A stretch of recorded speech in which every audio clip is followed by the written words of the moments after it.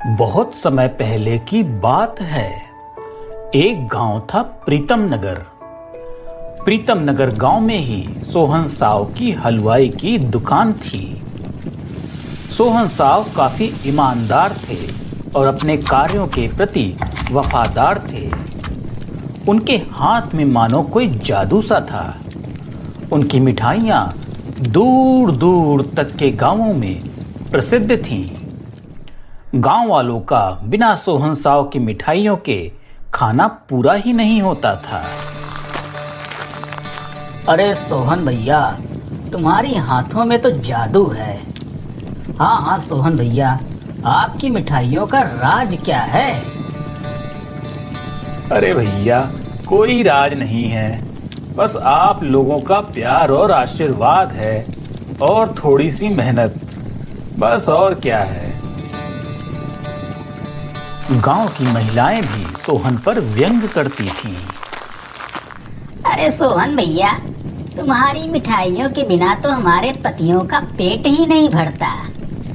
ऐसा क्या जायका डालते हो, हमें भी तो बता दो। अरे सोहनवा, तूने तो जैसे जादू कर रखा है पूरे गांव पर। अरे काकी, ये तो बस आप लोगों का आशीर्वाद और कृपा है। सोहन का दोस्त वीरेंद्र अक्सर सोहन को भड़काता रहता था। अरे सोहन, तू चाहे तो रातों रात कितना कमा ले, पर तेरे पास तो बुद्धि ही नहीं है। ईमानदारी से केवल ठोकर ही मिलती है। अब भी वक्त है, मेरी सलाह मान और मिठाइयों के दाम बढ़ाकर बेच। हाथों हाथ बिकेंगी। कौन भला शुद्धता देखने जा रहा है तेरी मिठाइयों की? देख वीरेंद्र, तू मेरा दोस्त है, इसलिए मैं कुछ बोलता नहीं हूँ, पर तू अपनी सलाह अपने पास रख। मुझे जिस काम में खुशी और सुकून मिलता है मैं वही करता हूँ। मैं संतुष्ट हूँ अपने काम से। तुझे अगर मिलावटी धंधा करना है तो तू कर, मुझे भला क्यों तंग करता है। अरे अरे सोहन भाई, तुम तो बुरा मान गए यार। अरे यार, तुम भी तुम्हारे भले की बात करो। और सोहन वहां से चला जाता है।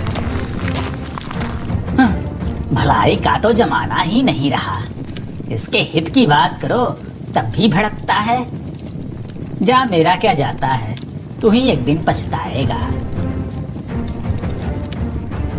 काफी समय बीत गया।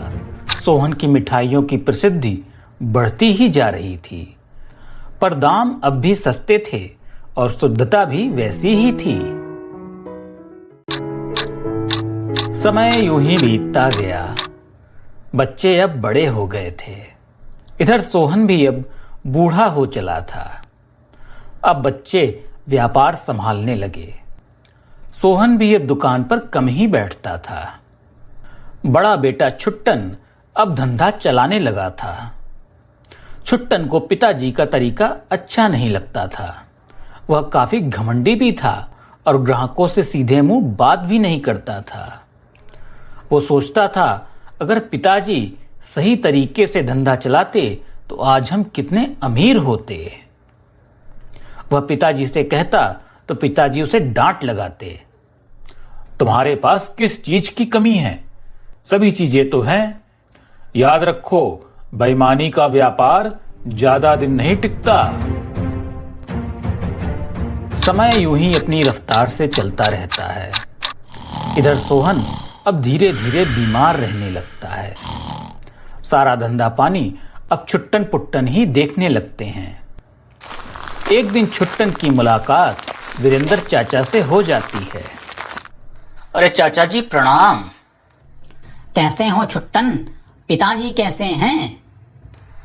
पिताजी की तबीयत ठीक नहीं रहती चाचा जी, अब मैं ही दुकान चलाता हूँ।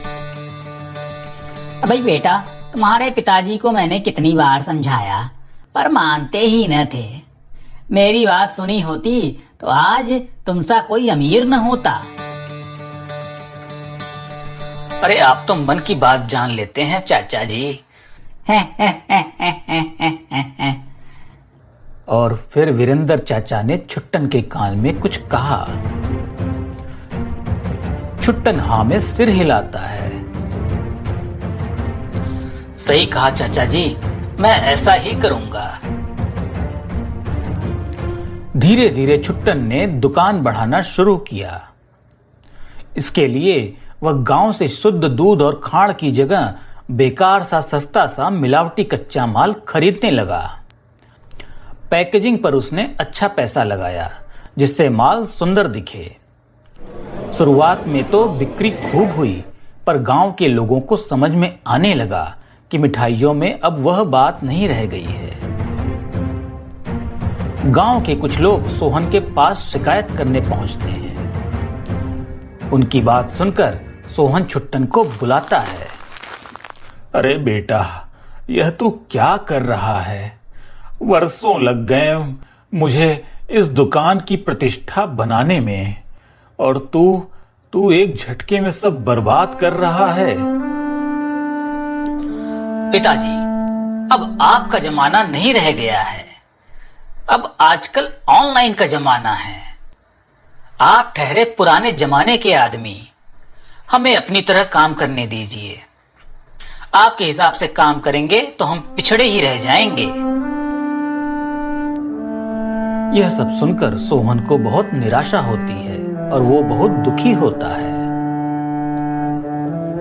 इधर छुट्टन की पैकेज वाली स्पेशल मिठाइयां शुरुआत में तो खूब बिकी, पर धीरे धीरे लोगों की तबीयत खराब होने लगी, जिससे ग्राहक कम होने लगे और ऑर्डर आना बंद हो गया। छुट्टन ने व्यापार बढ़ाने के लिए बहुत सारा कर्जा ले रखा था, जिसे वह समय पर चुका नहीं पाता है, और देनदार उसे परेशान करने लगते हैं। परेशान होकर छुट्टन वीरेंद्र चाचा के पास पहुंचता है। चाचा जी, मेरा धंधा चौपट हो गया है। आपकी सलाह मानकर ये सब क्या कर दिया मैंने। आपकी वजह से ही मेरा धंधा सब बर्बाद हो गया है। अरे अरे अरे अरे, बाप नंबरी तो बेटा 10 नंबरी। अरे क्या मैंने तुम्हें बोला था मिठाइयां खराब करने के लिए? मैंने तो तुम्हें बिजनेस बढ़ाने को कहा था। तुमने खुद ही पैर पर कुल्हाड़ी मार ली, तो इसमें मैं क्या करूं? हटो हटो, चलो चलो हटो यहाँ से। न जाने कहां कहां से चले आते हैं। इतना ही नहीं, वीरेंद्र चाचा ने छुट्टन की शिकायत फूड डिपार्टमेंट में कर दी। फूड डिपार्टमेंट के इंस्पेक्टर साहब दुकान पर छापा मारते हैं और सारा माल जब्त कर लेते हैं। इंस्पेक्टर साहब बोलते हैं, हमारे पिताजी ने सोहन काका की मिठाइयां हमें बचपन में खूब खिलाई हैं। उन्हीं का ख्याल करके, लिहाज करके तुम्हें जेल में नहीं डाल रहा हूं, वरना। इधर गांव के लोग भी दुकान पर पहुंच जाते हैं और इंस्पेक्टर साहब से कहते हैं, इंस्पेक्टर साहब, जाने दीजिए, बालक है अभी। हर किसी को सुधरने का एक मौका तो मिलना ही चाहिए। इधर सोहन भी समाचार सुनकर वहां आ जाता है। पिताजी, मुझे माफ कर दीजिए, मुझसे गलती हो गई।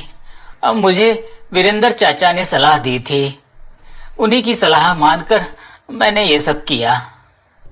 अगर ऐसी बात है तो वो भी इसी तरह धंधा करते होंगे। मैं अभी उनकी जांच करवाता हूं। तुम्हें प्रायश्चित हुआ, ये अच्छी बात है। भूल सुधार का एक मौका तो तुम्हें मिलना ही चाहिए। आज से ईमानदारी का रास्ता पकड़ो और सारे गांव वालों से क्षमा मांगो। इंस्पेक्टर साहब, अब मैं पूरी पेनाल्टी भर दूंगा, आप निश्चिंत रहिए।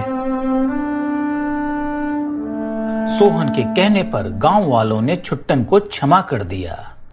धीरे धीरे छुट्टन की मिठाइयों में भी अपने आप वही स्वाद आ गया जो सोहन की मिठाइयों में हुआ करता था।